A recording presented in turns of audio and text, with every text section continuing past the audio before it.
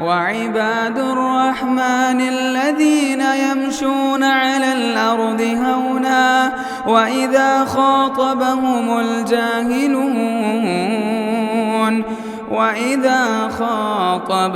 الجاهلون قالوا سلاما. السلام علیکم ورحمۃ اللہ وبرکاتہ. الحمد للہ رب العالمین والصلاة والسلام على سید الانبیاء والمرسلین نبینا محمد وعلى آلہ وصحبہ اجمعین، اما بعد. یقول اللہ سبحانہ وتعالی قل انما انا بشر مثلکم یوحى الی. اللہ سبحانہ وتعالی ارشاد فرماتے ہیں کہ اے نبی صلی اللہ علیہ وسلم آپ کہہ دیجئے کہ میں تمہاری طرح ہی ایک بشر ہوں، بس فرق یہ ہے کہ میری جانب وحی کی جاتی ہے، اور جو آدمی اللہ سبحانہ وتعالی سے ملاقات کی امید رکھتا ہے وہ نیک عمل کرے. محترم حاضرین، اس سے پہلے ما قبل درس میں شرک اصغر کی خطرناکی کیا ہوتی ہے اور شرک اصغر کی قسموں میں وہ شرک اصغر جسے انسان دل سے ادا کرتا ہے اس کے حوالے سے کچھ باتیں آپ کے سامنے رکھی گئی تھی، کیونکہ یہ شرک اصغر اتنا باریک ہے کہ جس طرح زمین پر چلتی ہوئی ایک چونٹی اور اس کی آہٹ، اسے سننا اور اسے محسوس کرنا جتنا مشکل ہے، اسے جان کر اس سے بچنا اتنا ہی مشکل ہے. اور یہی وہ شرک اصغر ہے جس کا خطرہ آپ علیہ الصلاۃ والسلام نے اپنی امت پر مسیح الدجال کے فتنے سے زیادہ محسوس کیا.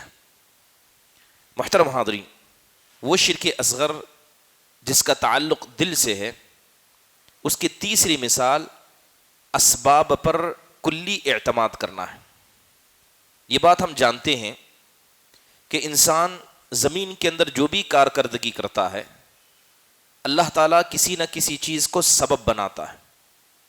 مثال کے طور پر اگر کوئی آدمی بیمار ہو جائے تو اللہ تعالیٰ نے ایک سبب بنایا کہ وہ علاج کرے اور شفا کو حاصل کرے. لیکن ہر مسلمان کو یہ بات سمجھنی ہوگی کہ یہ سبب بذات خود کوئی اثر نہیں رکھتا. آپ نے علاج کیا اس لیے آپ کو شفا ملی، حقیقت ایسی نہیں ہے. آپ نے سبب کا اختیار کیا کیونکہ اللہ نے اس کا حکم دیا ہے، اور آپ کو شفا ملی کیونکہ اللہ تعالیٰ شافی ہے. اب اگر کوئی آدمی ان اسباب پر ایسے اعتماد کرے اور یہ تصور کرے کہ مجھے شفا اللہ کی مشیت سے نہیں اس سبب کی وجہ سے ملی ہے، تو وہ آدمی سیدھے شرک اصغر کے دروازے پر پہنچ جاتا ہے. محترم حاضرین، اسی لیے آپ دیکھیں کہ اللہ تبارک و تعالیٰ نے، اس کے رسول صلی اللہ علیہ وسلم نے ہمیں اس بات سے آگاہ کیا کہ جس آدمی کا ایمان کمزور ہوگا اس کا توکل بھی اللہ پر کمزور ہوگا، اور جس کا توکل اللہ پر کمزور ہوا وہ چیزوں پر زیادہ اعتماد کرے گا اور اللہ کے فضل کو، اس کے احسان کو پیچھے کر دے گا. اگر اس کی کچھ مثالیں آپ کے سامنے رکھی جائیں، جیسے ابھی علاج کے حوالے سے ذکر کیا گیا، معاشرے میں کتنے ایسے لوگ نہیں ہیں جن کو اکثر یہ کہتے ہوئے سنا جاتا ہے کہ فلاں نہیں فلاں ڈاکٹر کے ہاتھ میں شفا ہے، آپ اس نہیں اس ہاسپٹل جائیے، اس کا ہاتھ آپریشن کے مسئلے میں بہت بہتر ہے، ہم نے اس ڈاکٹر کے پاس علاج کرایا تب جا کر ہمیں صحت ملی. یہ سارے الفاظ شرک اصغر ہیں، کیونکہ جب انسان چیزوں کی طرف توجہ دے اور اللہ تعالیٰ کی ذات جو اصل شافع ہے اس کو بھول جائے تو یہ سیدھے شرک اصغر ہے. اس لیے جب حضرت ابراہیم علیہ السلام کا ذکر آیا تو وہ کہا کرتے تھے وَإِذَا مَرِضْتُ فَهُوَ يَشْفِينِ، کہ جب بھی میں بیمار ہوتا ہوں تو مجھے شفا دینے والی ذات اللہ سبحانہ و تعالیٰ کی ہے.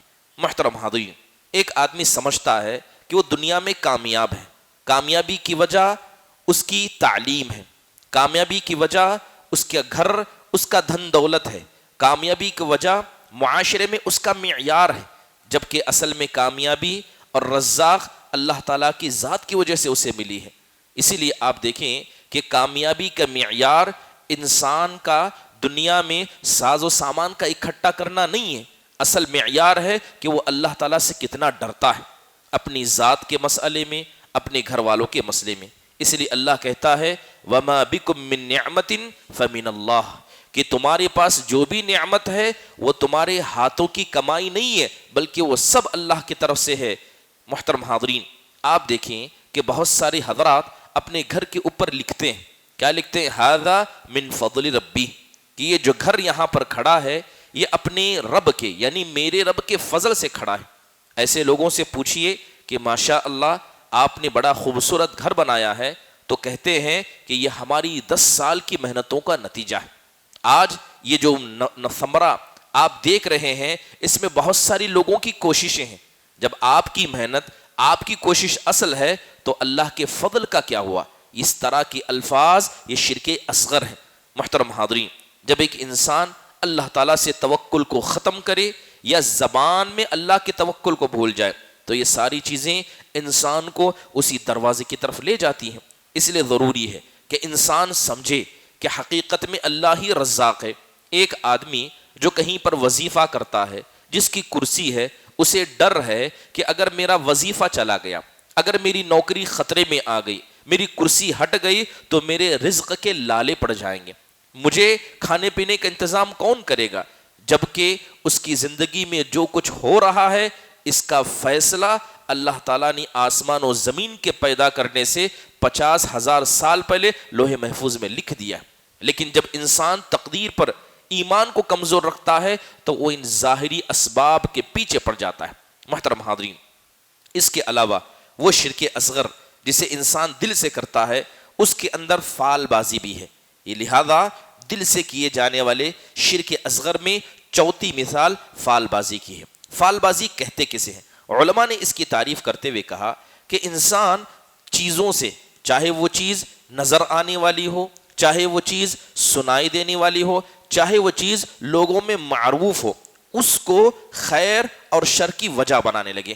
مثال کے طور پر وہ چیزیں جسے انسان دیکھ کر بدشگونی لیتا ہے یا فال بازی لیتا ہے، جیسے کہ جس معاشرے میں، جس ہندوانہ رسم اور رواج کے معاشرے میں ہم رہتے ہیں، ان کا ایک عقیدہ ہے کہ اگر بلی کسی کا راستہ کاٹ دے، کسی کے گھر پر کوا آ کر بیٹھ جائے، کسی کے گھر پر الو چیخنے لگے، کسی کی بائیں آنکھ پھڑپڑانے لگے، کسی کو ہچکی آنے لگے، ہر ایک کی تفسیر الگ الگ پائی جاتی ہے۔ بلی نے راستہ کاٹ لیا، اب اس راستے سے جانا منحوس ہے، لہذا کوے نے اور الو نے گھر پر آ کر آواز لگا دی گھر میں کچھ برا ہونے والا ہے، بائیں آنکھ پھڑپڑانے لگی، کچھ خطرہ ہے، ہچکی آنے لگی، کوئی آپ کو یاد کر رہا ہے۔ سبحان اللہ، یہ سارے الفاظ فال بازی کے ہیں، اور اسلام اس فال بازی کو کیا ہے؟ شرک اصغر کے دائرے میں لاتا ہے۔ بسا اوقات انسان چیزوں کو سن کر کیا ہے؟ فال بازی لیتا ہے، جسے ہم بدشگونی کہتے ہیں۔ سفر کے لیے نکل رہا تھا لیکن اچانک سنا ہائے موت، ہائے نقصان، اس طرح کے الفاظ کسی انجان آدمی سے سن لیا تو اس نے سمجھا کہ یہ ایک اشارہ ہے، یہ ایک انڈیکیٹر ہے کہ مجھے سفر کو آگے جاری نہیں رکھنا چاہیے، بس سن لیا، اپنے سفر کو چھوڑ دیا، تو یہ بھی بدشگونی فال بازی میں ہے۔ کچھ چیزیں بڑی معروف ہوتی ہیں، جیسے سفر کا مہینہ، محرم کا مہینہ، بعض حضرات ان مہینوں کو منحوس سمجھتے ہیں۔ اسی طرح اماوس کی رات کا ہونا یا واستو شاسترا کے اعتبار سے گھر کا نہ ہونا، سمجھتے ہیں کہ یہ چیزیں انسان کی زندگی میں اثر ڈالتی ہیں، لہذا خیر اور شر کو جب انسان ان چیزوں سے جوڑ لیتا ہے تو اسی کو اسلام نے فال بازی کہا۔ محترم حاضرین، ہر وہ آدمی جو تطیر یا فال بازی کرتا ہے وہ دو حالتوں میں سے ایک حالت پر ضرور ہوگا، یا تو وہ فال بازی کو قبول کرے اور جس کام کو انجام دے رہا تھا اس سے رک جائے، یا تو فال بازی کو قبول کرے، کام تو کرے مگر دل میں ایک اعتبار کی چبھن باقی رہے، دل میں ایک اعتبار کی کھٹک باقی رہے۔ دونوں حالتوں میں یہ توحید کے خلاف ہے، یہ توکل کے خلاف ہے، لہذا اسلام کیا ہے؟ اسے شرک اصغر میں شامل کرتا ہے۔ وجہ کیا ہے؟ وجہ یہ ہے کہ انسان نے اللہ تعالیٰ کی ذات سے زیادہ چیزوں سے اپنی خیر اور شر کو جوڑا، اور دوسری بات ایسی چیزوں سے اپنے دل کو دوڑا جس کی حقیقت اسلام نے بیان ہی نہیں کی ہے۔ اس لیے آپ دیکھیں کہ ایسے لوگ جو دوسرے لوگوں کو منحوس سمجھتے ہیں یا فعال بازی بدشگونی لیتے ہیں، ایسے ہزاروں مثالیں معاشرے میں پائی جاتی ہیں۔ گھر کی عورتوں کو دیکھا جاتا ہے کہ ایک نئی دلہن گھر میں بیاہ کر آتی ہے، اسی درمیان گھر میں کسی کا انتقال ہوتا ہے تو بعض عورتوں کو کہتے ہوئے سنا جاتا ہے کہ کتنی منحوس عورت ہے، آتے ہی ہمارے ایک گھر کے ایک آدمی کو کھا گئی، گھر میں عورت آئی ہمارے بچے کو جاب لگ گئی۔ تو یہ فعال بازی کے اثرات ہیں کہ آپ خیر اور شر کو لوگوں سے، حالتوں سے یا کسی چیز سے جوڑ دیں۔ اس کے علاوہ دیکھیں قرآن میں اللہ تعالیٰ نے ایسے لوگوں کا ذکر کیا جو خیر اور شر کے مسئلے میں لوگوں کو جوڑا کرتے ہیں، جیسے اللہ تعالیٰ کہتا ہے فَإِذَا جَاءَتْهُمُ الْحَسَنَةُ قَالُوا لَنَا هَذِهِ۔ قوم موسیٰ کے بارے میں اللہ کہتا ہے جب ان کے پاس کوئی خیر آتا، بارش ہوتی، زمین اچھا سا غلہ اگاتی تو یہ کہتے کہ یہ ہماری وجہ سے ہوا ہے، لیکن جیسے ہی کوئی نقصان پہنچتا یہ حضرت موسیٰ اور مسلمانوں کو وجہ اور ذمہ دار ٹھہرایا کرتے۔ محترم حاضرین، ایک حدیث میں اللہ کے رسول نے کہا لا عدوى ولا طیرة ولا ہامة ولا سفر۔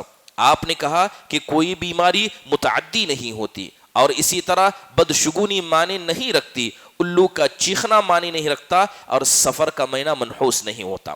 یہ بات سمجھنی ہوگی کہ کوئی بھی بیماری اللہ تعالیٰ کے چاہت اور اس کے مشیت کے بغیر نہیں پھیلتی ہے۔ ابھی 2.5-3 سال پہلے کووڈ-19 کا زمانہ گیا، لوگ تو موت سے اتنا ڈرنے لگ گئے تھے، انہیں لگا کہ یہ کووڈ کی بیماری خود سے پھیلتی ہے۔ لوگ احتیاط کے نام پر اس طرح لوگوں سے الگ ہو گئے کہ انہوں نے خیر اور شر کے دروازے ہمیشہ دوسروں کے گلے پر ڈال دیے، جبکہ یہ ہمارا ایمان ہے کہ کوئی بھی بیماری بذات خود متعدی نہیں ہوتی۔ اگر کسی کو کووڈ ہوا ہے تو اللہ نے چاہا ہے اس لیے ہوا ہے، اس لیے نہیں ہوا ہے کہ اس نے بد احتیاطی کی ہے۔ اگر کوئی آدمی یہ سمجھے کہ میری بد احتیاطی کی وجہ سے، میرے ماسک کو نہ پہننے کی وجہ سے یہ مجھے بیماری ہوئی ہے، تو یہ بھی اسی فعال بازی کے اندر، یا یوں سمجھیے کہ یہ بھی اسی شرک اصغر کے اندر آ جاتا ہے۔ محترم حاضرین، جہاں تک زمانے جاہلیت کی بات کریں، زمانے جاہلیت کے لوگ بہت ساری چیزوں سے فعال بازی لیتے، سفر میں چل پڑتے، جب کوئی پرندہ ان کے دائیں جانب سے اڑ کر جاتا تو سمجھتے کہ یہ سفر بڑا خیر کا ہے کہ ہم نے پرندے کو دائیں طرف جاتے دیکھا۔ کوئی سفر میں نکل جاتا، بائیں طرف کسی پرندے کو اڑتا دیکھ لیتا تو وہ فوراً سفر کو روک دیتا اور لوٹ جاتا اور یہ سمجھتا کہ اس سفر میں کچھ نہ کچھ ضرور برا ہونے والا ہے۔ محترم حاضرین، دور حاضر کے اندر بھی بہت سارے ایسے لوگ ہیں جو غیر مسلمانوں کی رسم و رواج کو زندگی میں نافذ کیے۔ آپ غیر مسلمانوں کے پاس جائیے، جب بھی وہ کوئی نیا کام کرنا چاہتے ہیں تو اپنے پجاریوں کے پاس، اپنے معبد جو بت خانہ ہے ان کے علماء کے پاس جاتے ہیں اور ان سے پہلے قیافہ شناسی کراتے ہیں کہ یہ کام اچھا ہے کہ نہیں۔ شادی بیاہ کرانا چاہتے ہیں، راہو کیتو اور شنی کا اثر ان پر کتنا موجود ہے، نیمبو ہے، مرچی ہے، یا اسی طرح چھوٹے بچوں پر بہت سارے کڑے اور دھاگے لگا کر یہ سمجھتے ہیں کہ اس سے کیا ہے بچوں کو نظر بد نہیں لگے گی۔ کیا ہمارے مسلم گھرانوں میں ایسا موجود نہیں ہے کہ بچوں کو گال پر کالا ٹیکا لگایا جاتا ہے اور اسے نظر بد سے بچنے کا ذریعہ سمجھا جاتا ہے؟ سوال ہے کہ اس کالے ٹیکے کو یا اس کالے دھاگے کو جس کو بچے کو پہنایا جاتا ہے یا بچے کے دانت نکلنے لگ جائیں تو اس وقت بھی ایک الگ قسم کی تعویذ بچوں کو پہنائی جاتی ہے اور سمجھا جاتا ہے کہ یہ چیزیں بچے کو نظر بد سے بچاتی ہیں۔ یقین جانیے یہ ساری چیزیں اسی فعال بازی میں، بدشگونی میں اور شرک اصغر کے اندر آ جاتی ہیں۔ محترم حاضرین، یہ تو ہوا وہ شرک اصغر جسے انسان دل سے کرتا ہے۔ بات کریں اگر اس شرک اصغر کی جسے انسان اپنے ہاتھ پیر سے کرتا ہے، اس کے اندر سب سے سر فہرست رقیہ شرکیہ آتا ہے۔ ایک ہوتا ہے رقیہ شرعیہ، ایک ہوتا ہے رقیہ شرکیہ۔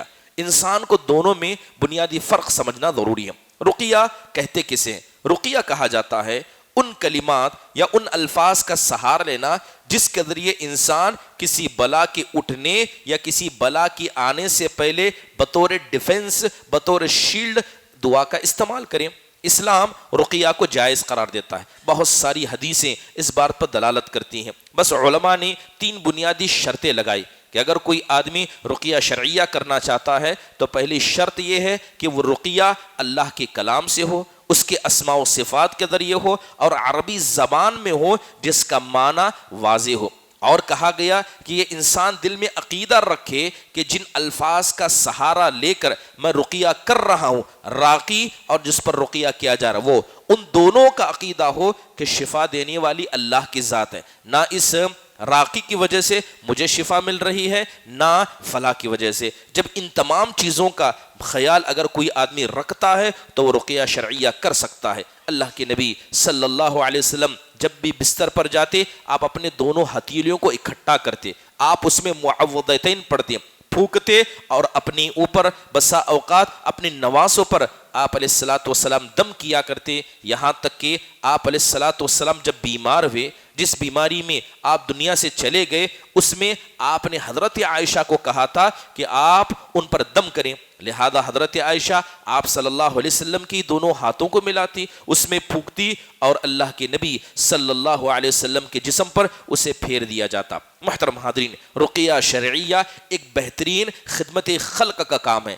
آپ نے کہا من استطاع منکم ان ینفع اخاہ فلینفع، کہ تم میں کا جو بھی آدمی اپنے بھائی کو کسی طریقے سے فائدہ پہنچا سکتا ہے تو وہ فائدہ پہنچائے۔ رقیہ شرکیہ کہتے کسے؟ رقیہ شرکیہ وہ ہے جس میں آدمی رقیہ شرعیہ کے جو شروط ہیں اس کا خیال نہ کرے، اس کے علاوہ اس بات کا عقیدہ رکھے کہ مجھے جو شفا ملی ہے یہ اس راقی کے پڑھنے کی وجہ سے ملی ہے، یا یوں سمجھے کہ یہ رقیہ اصل میں سبب ہے جس کی وجہ سے مجھے شفا ملی ہے۔ تو اگر کوئی آدمی اس طرح کا عقیدہ رکھتا ہے تو یہ عقیدہ اسے شرک اصغر کے دروازے تک لے جاتا ہے۔ محترم حاضرین، اگر اس رقیہ شرکیہ کی یا تعویذ گنڈوں کی جو انسان کی ہاتھ و پیر سے کیے جانے والے شرک اصغر میں آتا ہے، اگر اس کی مثالیں دیکھنا چاہیں تو موجودہ دور کے اندر آپ بے شمار مثالیں دیکھ سکتے ہیں۔ بہت سارے لوگ تعویذ لٹکاتے ہیں اور لٹکا کر سمجھتے ہیں کہ یہ تعویذ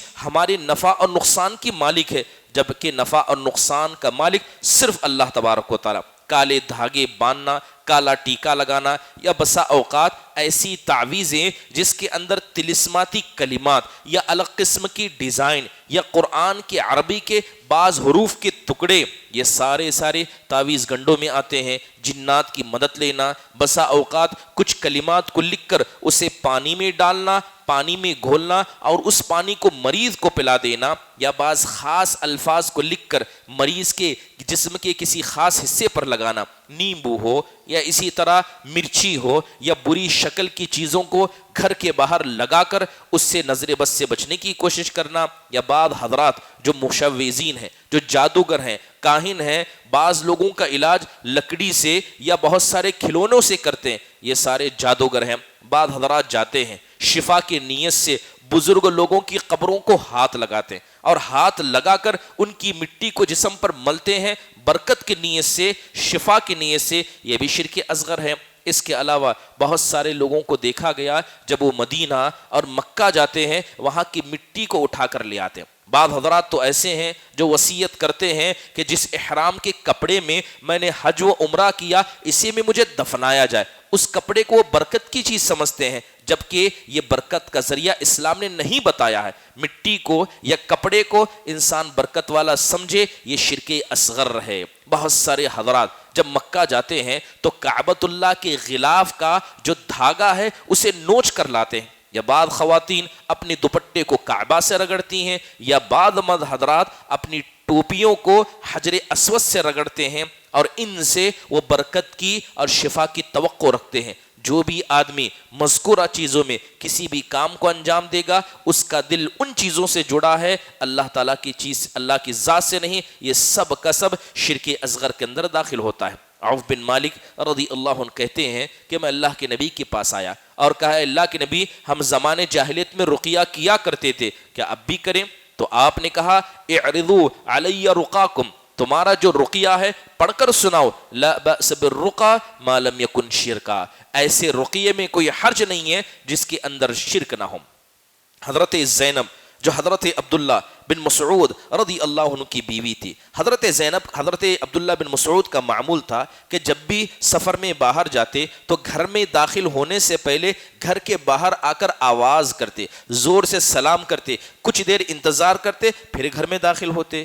عادت حسب معمول ایسا ہی کیا. جب گھر میں داخل ہوئے تو کیا دیکھا کہ ان کی بیوی حضرت زینب ایک یہودی عورت کے ساتھ ان کے بیڈ روم میں موجود ہیں. پوچھا گیا کہ آپ کیا کر رہی ہیں, تو کہنے لگی کہ یہ عورت ہے, یہ مجھے دم کر رہی ہے. لہذا اس کے بعد دیکھا کہ حضرت زینب کے گلے میں ایک تعویذ تھی. پوچھا کہ یہ کیا ہے, تو کہنے لگی کہ یہ وہ تعویذ ہے جس میں دم کر کے اس یہودی عورت نے مجھے دیا ہے. حضرت عبداللہ بن مسعود کا چہرہ بدل گیا. انہوں نے تعویذ کو پکڑا, کاٹا اور کہنے لگے خدا کی قسم آل ابن مسعود اس طرح کے شرک اور اس کی گندگیوں سے پاک ہیں. پھر حضرت زینب کہتی ہیں کہ جب سے میں نے تعویذ پہنا ہے یہ میری آنکھ جو اکثر پھڑکتی تھی اب وہ رک گئی ہے. تو حضرت عبداللہ بن مسعود کہتے ہیں کہ اصل میں ایک جن ہے جس نے تمہاری آنکھ کے ساتھ ایک کھلواڑ کیا ہے. جیسے ہی اس عورت نے تمہیں یہ تعویذ پہنا دی اس جن نے تم کو ستانا چھوڑ دیا. تو ظاہر ہے کہ یہ کام اگر گالے میں انسان کی چیز کو لٹکاتا ہے یہ شرک اصغر میں آتا ہے. اسلام اسے پسند نہیں کرتا ہے. زمانے جاہلیت کے اندر بہت سارے لوگ الگ الگ چیزوں کو تعویذ بناتے تھے, یہاں تک کہ جو داڑھی کے بال ہیں اور داڑھی کے کچھ خاص بالوں کی گانٹھی لگائی جاتی تھی اور اس سے خیر اور شر کے فیصلے کیے جاتے تھے. آپ علیہ الصلاۃ والسلام نے حضرت رویفہ سے کہا تھا یا رویفہ لعل الحیات ستطولک بعبادی, اے رویفہ ہو سکتا ہے کہ اللہ تعالیٰ تمہیں لمبی زندگی عطا کے. لوگوں کو بتا دینا کہ جس آدمی نے اپنی داڑھی میں گانٹھ لگائی یا اپنے جانور کو ٹیکا لگایا محمد صلی اللہ علیہ وسلم اور ان کی شریعت ایسے لوگوں سے باز ہے. محترم حاضرین, یہ وہ مثالیں ہیں جو شرک اصغر کی ہیں جسے انسان اپنے دل سے اور اپنے ہاتھ و پیر سے کرتا ہے. اللہ تعالیٰ سے دعا ہے کہ اللہ تبارک و تعالیٰ ان ساری قسم کے شرک سے ہم سب کو بچا کر رکھے. اور یہ بات انسان جان لے کہ جو آدمی شرک اصغر کرے گا مر جائے گا, اللہ سے توبہ نہیں کرے گا تو اس کی مغفرت کا فیصلہ اللہ کے مشیت کے ماتحت ہے. اللہ تو چاہے تو معاف کرے, چاہے تو عذاب دے, اور توبہ اس بنیاد پر ہو کہ سب سے پہلے اس کا دل کے اندر اطمینان ہو. ایسا نہیں ہے کہ انہی بنیادی پرانی چیزوں کا وہ عقیدہ رکھتا ہے پھر اللہ تعالیٰ سے توبہ بھی کرتا ہے. اللہ تبارک و تعالیٰ اس شرک خفی سے ہم سب کو محفوظ رکھے. اقول قولی هذا واستغفر الله لي ولكم ولسائر المسلمين من كل ذنب فاستغفروه انه هو الغفور الرحيم. جزاكم الله خير واحسن الله اليكم. السلام عليكم ورحمة الله وبركاته. مسجد عباد الرحمن کے پلیٹ فارم سے ہونے والی دعوت و تبلیغ کے مشن کو آگے بڑھانے میں ہمارا بھرپور ساتھ دیں. علم و عمل سے ناطہ جوڑنے کے لیے اہل علم سے جڑیں. مسجد عباد الرحمن کے یوٹیوب چینل کو سبسکرائب کریں اور آگے شیئر کرنا ہرگز نہ بھولیں. فجزاکم اللہ خیر.